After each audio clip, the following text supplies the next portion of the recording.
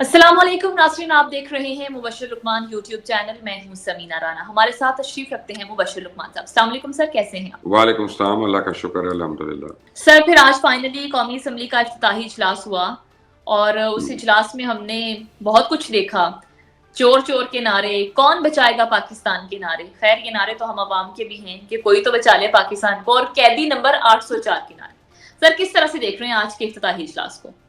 देखें, आज का इफ्तिताही इजलास जो है ना, मैं आपको बताऊं कि इसको मैंने बड़े यानी तशवीश से देख रहा हूँ।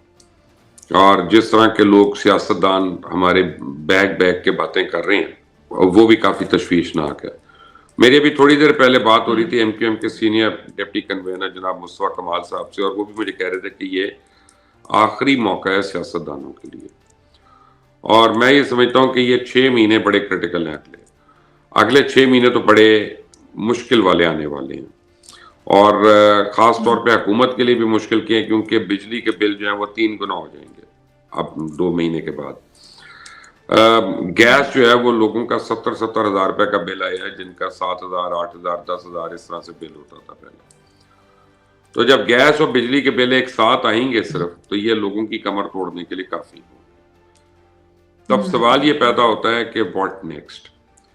बड़े मुश्किल फैसले करने हैं, और अगर इसमें पीपल्स पार्टी, MQM, PMLN ये सारे अपनी अपनी एक एक ईंट पे खड़े रहें, और अपोजिशन जो है वो सिर्फ अपोजिशन बराए अपोजिशन करती रहे, और वो असेंबलियों के इजलास ना होने दे, या शोर शराबा करती रहे, या हर किस्म के अमल को उसमें सेबोटाज करने की कोशिश करती रहे, तो फिर मुझे कहने की जरूरत नहीं है। अब अल्लाह रहम करे, अल्लाह करे कि मेरी बात गलत हो, कि पाकिस्तान जो है वो फिर इंतहाई मखदूश हालत में आ जाएगा।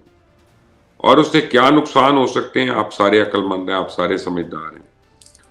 तो ये जो आज का असेंबली का सेशन है ना, ये शाखसाना है आने वाले मसाइल का। 6 महीने में PMLN जो है वो कायदे आजम की मुस्लिम लीग भी बन के उभर सकती है, और 6 महीने में PMLN जो है वो इस्तेकाम पाकिस्तान पार्टी बन के भी डूब सकती है। 6 महीने के अंदर पाकिस्तान जो है वो अपनी नई मंजिल का रास्ता तयन कर सकता है, और उसकी तरफ सफर गामजन कर सकता है। और 6 महीने के अंदर पाकिस्तान जो है वो बैंकरप्सी की तरफ भी कदम बढ़ा सकता है। 6 महीने के अंदर हमारी जमहूरियत मुस्तहकम भी हो सकती है, और 6 से 8 महीने के अंदर जमहूरियत का बोरिया बिस्तरा भी गोल हो सकता है। तो आज का जो असेंबली का सेशन था वो एक ओपन एंडेड सेशन था। वो एक चौराहा है कि जहां पे हर सड़क निकल रही है। अब किस सड़क ने हमें मंजिल की तरफ लेके जाना है, उसका तयन हमारे पार्लियामेंटेरियंस को करना है। और कभी भी मेरा ख्याल है इनके ऊपर इतनी भारी जिम्मेदारी नहीं आई इस मुल्क के लिए जो आज इनके सरों पे आके पड़ गई है। मुबश्शिर साहब, आप समझते हैं पार्लियामेंटेरियंस का मूड तो आज आपने देखा होगा, बातें भी सारी सुनी होंगी, आप समझते हैं कि ये पाकिस्तान को बचा पाएंगे? देखिए, बात यह है कि वो जो था ना निजाम सिक्के वाला, वो था तो साकी वो पानी पिलाता था लोगों को, लेकिन एक दिन की जब उसको बादशाहत मिली थी तो उसने निजाम सिक्का शुरू कर दिया था अपने नाम से, और उसका सिक्का चलता था। और अगर आप देखें तो लालू प्रसाद यादव को देखें, बिल्कुल ही अनपढ़ जाहिल आदमी, इंडिया के एक पॉलिटिशियन, वो जब CM थे तो उनके सूबे ने कितनी तरक्की की और कितनी वहां पे डेवलपमेंट हुई। और जब वो रेलवे के मिनिस्टर थे तो उन्होंने इंडिया की रेलवे को दुनिया की टॉप रेलवेज में लाके खड़ा कर दिया। तो इसके लिए आपको हिम्मत चाहिए, नीयत चाहिए, और एक विजन चाहिए। अगर तो इन लोगों ने अपना विजन शो किया तो व्हाई नॉट। अगर इन लोगों ने पाकिस्तान के लिए एक दूसरे को सपोर्ट किया और इकट्ठे हो गए तो व्हाई नॉट। लेकिन अगर अपनी पार्टी के लिए और अपने अपने पार्टी लीडर के लिए ये जो है लड़ाइयां करते रहे, तो फिर किसी से कोई उम्मीद नहीं है। आज यूक्रेन की पार्लियामेंट में एक आदमी ने तंग आके 3 हैंड ग्रेनेड्स मार दिए, उससे अपना 7 अफराद तो वहीं पे हलाक हो गए और 30 के करीब जख्मी हो गए। पार्लियामेंटेरियंस को वो भी देख लेना चाहिए कि जब आप लोगों को बहुत ज्यादा इम्तिहान लेते हैं तो फिर किस तरह की आजमाइश में आप खुद पढ़ सकते हैं। ट्रू। تو مبشر صاحب، مولانا فضل الرحمان بڑے خوشگوار موڈ میں ملاقاتیں کرتے رہے، اینڈ ٹائم پہ انہوں نے کہا کہ وہ تو ووٹ استعمال نہیں کریں گے، کسی کو ووٹ نہیں کریں گے اور اپوزیشن میں بیٹھیں گے. اور پھر جب ان سے پوچھا گیا کہ آپ کو کیسی لگ رہا ہے اسمبلی میں آنا، کیسا لگ رہا ہے، تو انہوں نے بولا مجھے یہ اسمبلی نہیں کچھ اور لگ رہی ہے. کیا لگ رہا تھا انہیں؟ بات یہ ہے کہ مولانا کو آج کافی دکھ ہوگا، کیونکہ وہ سمجھتے ہیں کہ ان کے ساتھ ہینڈ ہوا. انہوں نے میاں نواز شریف اور پی ایم ایل این کے ساتھ بہت کوآپریٹ کیا تھا، اور پی ایم ایل این نے انتخابی عمل میں ان کے ساتھ بالکل بھی کوآپریٹ نہیں کیا. اور ان کی جو لڑائی ہے وہ ایکچولی میاں نواز شریف سے اور میاں شہباز شریف سے ہے. اور میاں نواز شریف جب آئے تھے تو آپ کو یاد ہوگا کہ وہ ان کو ملنے بھی نہیں گئے. بالکل بعد میں جب ان کے ووٹ کی ضرورت تھی تب وہاں پہ میاں شہباز صاحب گئے.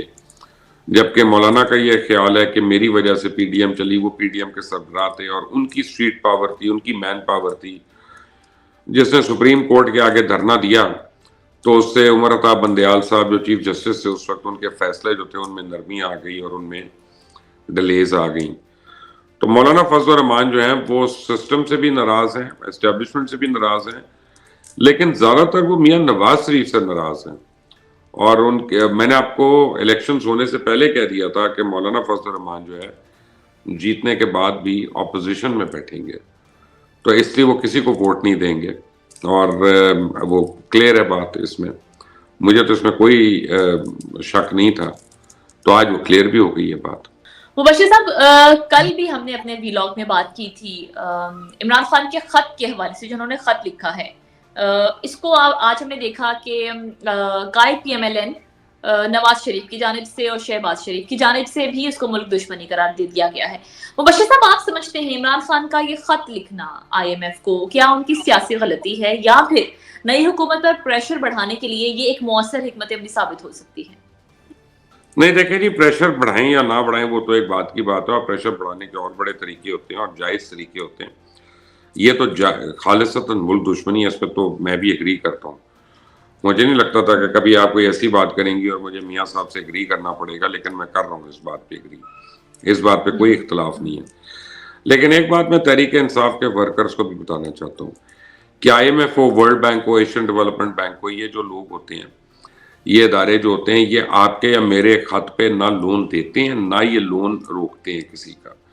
ان کے معاہدے ملکوں سے ہوتے ہیں، ان کی کانٹریکٹ جو ہے ملکوں سے ہوتے ہیں اور مختلف ٹیئرز پہ ہوتے ہیں.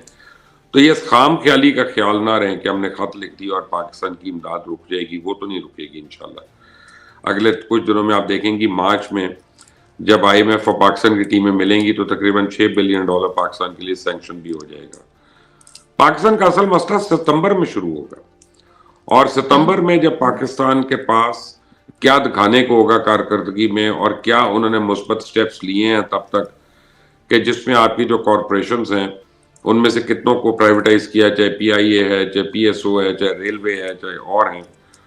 کیونکہ ہم تقریباً 2000 بلین جو ہے اپنی مختلف کارپوریشنز پہ سالانہ جو ہے وہ خرچ کر رہی ہیں اور اس پہ لوز کر رہی ہیں.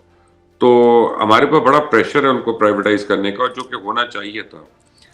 اب اگر یہاں پہ اپنی اپنی وہ جو میں نے پہلے آپ کو بات کی تھی، اگر اپنی اپنی سیاست کرنی ہے ہر جماعت نے اور یہ پرائیویٹائزیشن کا عمل رکنا ہے، تو پھر تو اس ملک نے کسی جگہ نہیں جانا اور یہاں پہ کھڑے ہو کے مزید دھنستے جانا ہے دلدل کے اندر.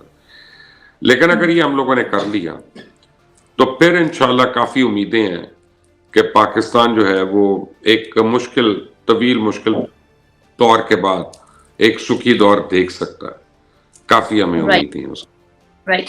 تو یعنی مبشر صاحب آپ یہ کہہ رہے ہیں کہ اس خط سے آئی ایم ایف کے ساتھ ڈیل پر کوئی اثر نہیں پڑے گا، تو کیا عمران خان کی مشکلات میں اضافہ ہو سکتا ہے اس خط کے بعد؟ عمران خان دیکھیں وہ اتنے زیادہ لاڈلے رہے ہیں کہ وہ کھپ بھی اتنی ڈال رہے ہیں. دیکھیں مسجد میں جو بچہ شور مچا رہا ہوتا ہے نا، کھپ ڈال رہا ہوتا ہے نا، بیسیکلی وہ مولوی کا بچہ ہوتا ہے.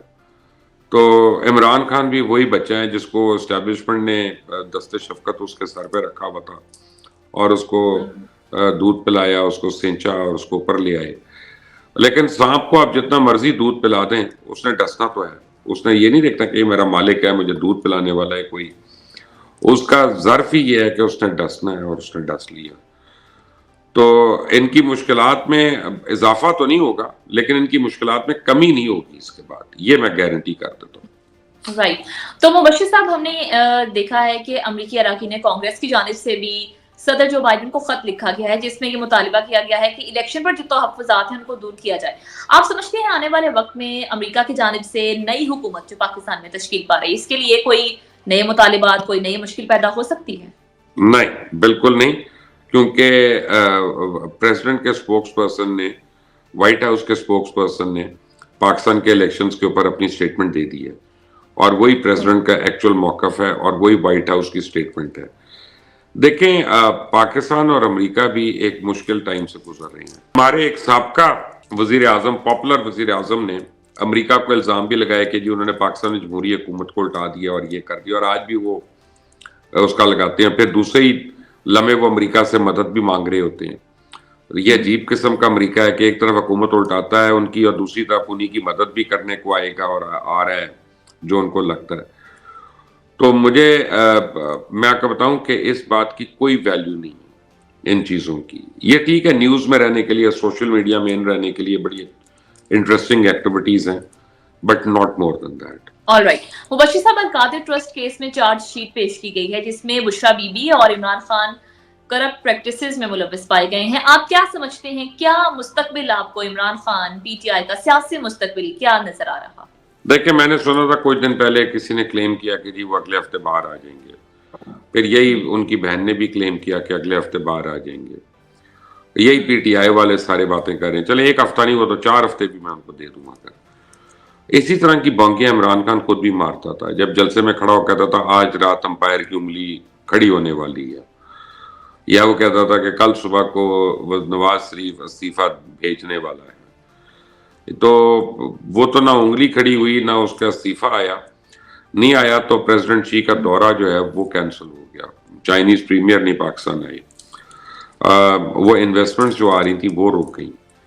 तो इसमें सजा तो जरूर होनी है क्योंकि ये ओपन एंड शट केस है, ये कोई कॉम्प्लिकेटेड केस नहीं है।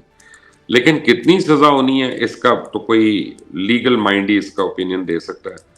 मैं तो नहीं हूं, क्योंकि मुझे नहीं पता कानून के मुताबिक मैक्सिमम या मिनिमम कितनी सजा हो सकती है। लेकिन इतना मुझे पता है कि इस केस में कोई गुंजाइश नहीं है उसके बच निकलने की, और मुझे नहीं लगता कि वो अनकरीब आइंदा अगले 2-4 हफ्तों में बाहर आ रहे हैं जिस तरह लोगों को बताया जा रहा है। राइट। तो मुबश्शिर साहब, पीटीआई का सियासी मुस्तकबिल कैसा देखते हैं आप? देखिए, पीटीआई का सियासी मुस्तकबिल उसके अपने हाथ में है। अभी तक वो सियासत तो कर नहीं रहे हैं, वो तो दिंगा मुश्ती कर रहे हैं। वो तो रियासत के और लोगों के खिलाफ जो है वो महाजराई कर रहे हैं। वो तो इंसाफ के आगे सीना को भी कर रहे हैं। वो तो पाकिस्तान में सिर्फ कैरेक्टर असैसिनेशन कर रहे हैं। वो तो अपने चेयरमैन का भी केस नहीं लड़ रहे, और वो बार बार अपना मीडिया टॉक दे ही जा रही है। तो मुझे पीटीआई का मुस्तकबिल इतना अच्छा नहीं लगता अनलेस एंड अनटिल वो अपनी रविश ना बदलें।